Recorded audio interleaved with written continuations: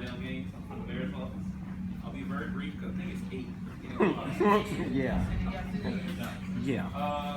A few announcements. The mayor announced the permanent extension of the student year program with DCPS, adding 20 additional days to the school year from 180 to 200. It is very important, especially for some students, that have special needs. That time is actually essential for those to catch up and be on par with their peers. Also, DCPS will be having a book bag drive, and you can donate book bags at any Department of Human Services Service Center or the DCPS warehouse around the corner on B Street. That's 3535 B Street. So you can donate that before August 7th. And then a week ago, the mayor announced $2 million in grants to 24 nonprofit organizations for out-of-school timing. A plethora of them are focused on STEM programs, a few on space and aeronautics, and then some on green sustainable initiatives. The mayor also was with the Department of Youth and Rehabilitative Services, where they'll be mowing the lawns of seniors. So if you know of seniors who need lawn care, please send them my way, and I'll have my cards in the back. And then last but not least, well, 2 more things, I apologize. As you know, we are part of the $15 minimum wage initiative, so the minimum wage went from $11.50 to $12.50, and on what date? July 1st, yes, effective July 1st. And then also, we'll be having an event Friday, July 21st, and I'll put this out on the listserv. The Department of Energy and Environment, the Department of Employment Services, and a organization called Great Alternative, you probably heard of them.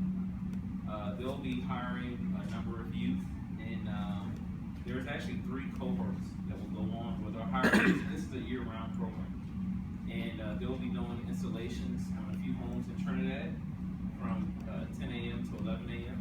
So please speak to me after the meeting or take my card, and I'll get you more information.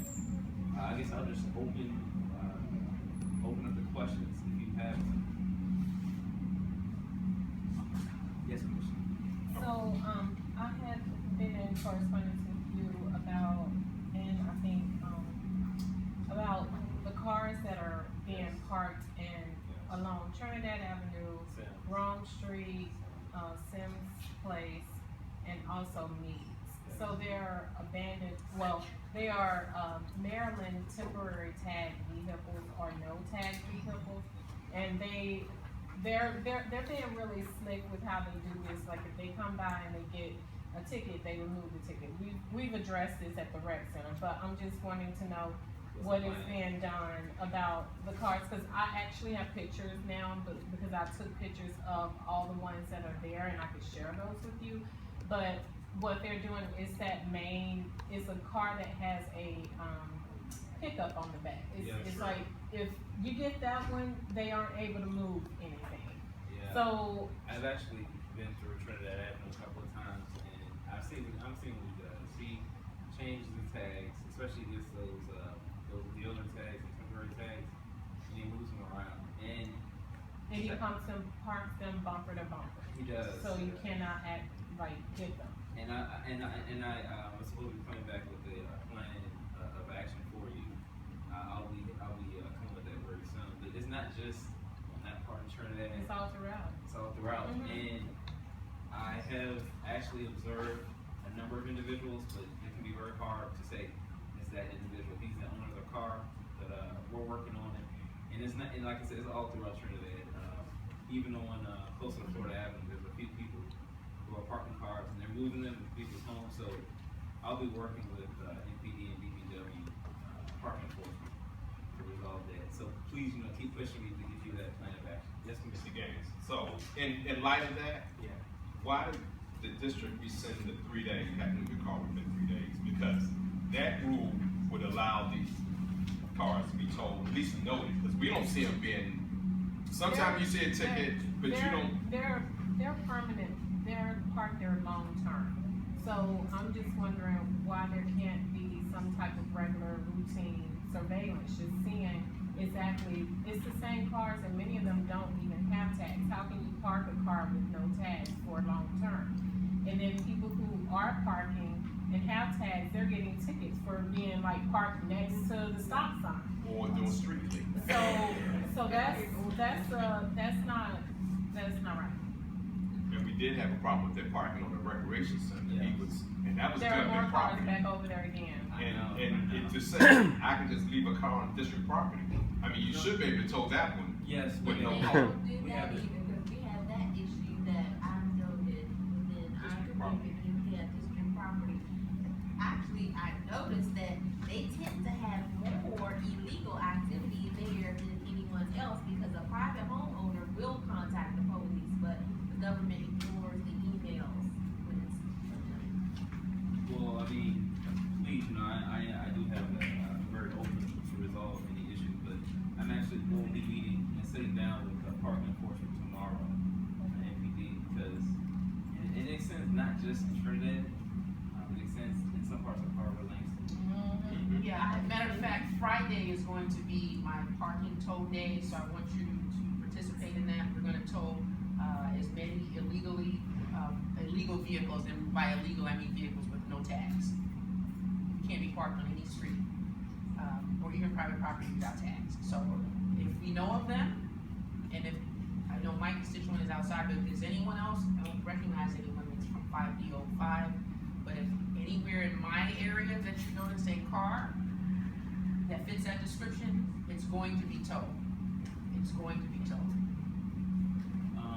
And essentially, So we'll be talking about that. I'll definitely follow up. And also, I mean, honestly, we have asked for a regular routine monitoring of cars. At first, it was a few specific streets that we pointed out. But, well, I'll just also to everyone, Tuesdays and Thursdays are our board days. And I'll cut it short after that, but I'll talk quite a while. But Tuesdays and Thursdays, we're going through the neighborhoods. We'll go through Harbor Langston, we'll go through Trinidad, we'll go to Ivy City. And we're looking at that low-hanging fruit, because there's a lot of streets we have to cover in a short amount of time. That's right. The 1800 block of I Street, there are at least 5 cars with no tag. We told several of them, and we're gonna retold the remainder of them. Anything else? No, that was the time. All right, well, thank you. He has a question. Oh, yes, sir. Just tagging on the parking conversation, I just wanted to try and find out, because I live in Ivy City and there's a lot of development that's coming in the pipeline. Already parking on certain days can be a bit of an issue.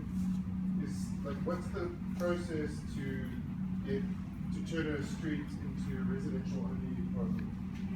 You get residential permit parking, you would essentially apply, and a certain percentage of 51% of the residents on the block have to sign the petition, and then DDOT will come back with a report, and I can get you that petition, and let me get your information at the meeting. And which street do you live on? Providence? Okay. DPW is doing a fabulous job towing illegally parked vehicles on street sweeping day. They're on point. They show up on time, and they're doing it vigorously. We love it. We love it. Even our neighbors. Right. That's the thing that's frustrating. The legal cars for street cleaning, they get ticketed and towed, but the illegal cars. So they're getting towed for street sweeping. They're all illegally parked, and if they are our neighbors. All right, so thank you, Mr. Gaines. Thank you all for your time. All Thank right. you. Now we have some items to be voted on. First item have on the agenda is support for reopening the Maryland Avenue Arboretum Gate. A parent from Two Rivers, whose child was part of that group when the security officer approached them in the Arboretum. And he thought that if the gate was open in Maryland Avenue, basically they wouldn't have to go through the security gate. It was that altercation. So that prompted him to request that we reopen the gate in support of that parent that is not in, the child is not a 5D resident, but the school is in 5D, and I'm sure there's some 5D residents, students at that school. So that's what this request is for. It's just a letter to send to the director of the Arboretum to ask them to reopen the gate on Maryland Avenue. Now, Commissioner Butler. Before we vote on that, are we going to appropriately address, single member district reports? At the end. It's on the, Okay. it's on the, You changed. yeah, this, I that's, have some concerns about that discussion. about the gate, Yes. okay, Commissioner Henderson. Yes, I understand why citizens may want an additional access to the Arboretum. I do too. However, that gate was closed from my understanding, because of a homicide back in the 70s. That's the information I have. I also understand that the U.S. National Arboretum has a budgetary constraint. And based on where the Arboretum, that back gate is located, it would require vigorous policing to protect citizens. And until we can have a really vigorous discussion amongst, I understand that that gate is actually physically located in 5D04, but it Yes, it also is. impacts 5D03 and 5D05. And we want to, and we're affected legitimately and lawfully, we are affected commissions, and we want the opportunity to discuss with the Arboretum director and the police chief about the impact it will have on the community. Right now, our police resources are drained, which is one of the reasons why we have to have a summer crime initiative. So if we're going to open that gate, we need to make sure that everyone using that gate is safe. And in order to do that, we need to make sure that there's a full complement of officers to patrol. And right now, I don't think we have the officers to ensure safety as we deserve. Commissioner Butler. Excuse me, Commissioner Henderson, that's in my area, and I would appreciate it if you, as me, make that decision, as far as that gate being open, and I'm quite sure there's other people here that would like that gate to be open, because they would have to walk all the way around to Blacksburg Road. I'm also aware of the homicide, and a lot of the children and stuff, especially me, growing up in that area in the 70s, we all used that, back gate to get into the arbor. I understand that some people don't like to walk, but that issue, while again, I'll say it's in 5D04, but it also affects 5D03 and 5D05.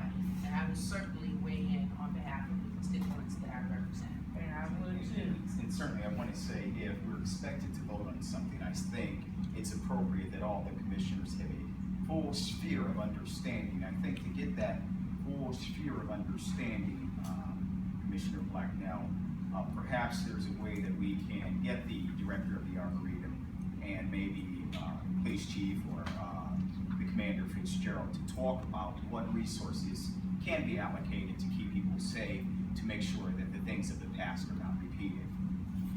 Okay, and with a bit of the history on that, the gate was closed to keep the residents out of the Arboretum. It wasn't the safety of the people visiting the Arboretum. Yes. The murder happened at night, body was found at the gate, and it was in the 80s. It doesn't mean it can't happen. No, it doesn't mean what I'm just saying, but what I'm saying is it was a little insulting. When they closed the gate, we were a little insulted because you were saying now that we're not worthy of going into the Arboretum from the Maryland Avenue gate. They put everything on us. It was a crime that happened on Maryland Avenue, outside the gate, and it still can happen again with the gate closed. It could happen inside the gate too. Yeah, it could happen inside the gate, but the gate was closed at night. The gate wasn't open 24 hours. It was a nighttime murder. The gate was only open when the Arboretum was open, the gate was open. And it would give access to the children that use the Arboretum for their little gardens, walk from the school, so they can walk in and use the Arboretum. So we're talking about the daytime opening, and I understand that I understand what you're saying, that you want, but then I understand you're not familiar with it. But things have also changed a lot since the 70s and the 80s, and I think Yes. safety is a paramount concern. But it wasn't a safety issue for the people visiting the Arboretum. The issue was the safety issue of the people that live in And I there. have a completely thorough understanding of that. My concern is, it could be, and I think to ensure that it isn't, in the future, then we should know what infrastructure there will be put in We need a place public to discussion. ensure Yeah, that we need a public issues of public safety are not a concern. There needs to be a thorough public